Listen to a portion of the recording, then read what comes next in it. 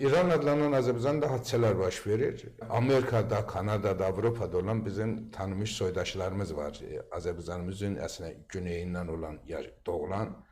Bunlar Şahın oğlunun əleyhinə danışırlar, eyni zamanda insanları sokaklara çağırırlar. Bu dövrdə bütün insanlar sokaklara çıxsalar, Şahın oğlu udan tərəf olur, udan tərəf olur. Udan tərəf, çünki o da çağırır. Əgər onda sən niyə Şahın oğlunun əleyhinə çıxar, əfəndə Şahın oğlunun əlinə niyə işləyirsən, kimi qandırırsınız? Digər tərəfdən, Avropada hər yerdə farslar özəlliklə mitinqlər keçirirlər. Herhalde orada bəlkə də çox Azərbaycanlar da iştirak edir, Şahın tərəfdarları. Onlar Cavid Şah şüarlarından yaşasın Şah deməkdir. Şaha sloganlar verirlər, portretləri, rəsimləri, yeni bayraqlarını da çıxarıblar.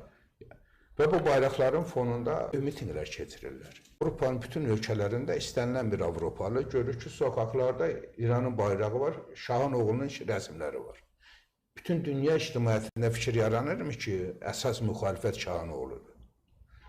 Hansısa bir ölkədə Azərbaycanlılar, Azərbaycan türkləri 50 nəfər, 20 nəfər yığışıb hansısa səfirliyin, hansısa beynəlxalq təşkilatın qarşısında Azərbaycan bayraqlarından çıxış edib, Azərbaycan şərəfdir, Pəhləvi şərəfdir, sloganı verib, İran adlanan Azərbaycanda nə istədiyimiz ortaya qoyublar mı? Yox.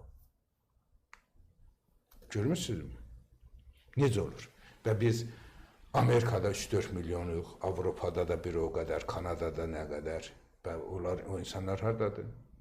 Onlar kimi yanındadır? Və eyni zamanda siz necə olur ki, Şahın əleyhinə danışırsınız, oğlunun əlini oynayırsınız.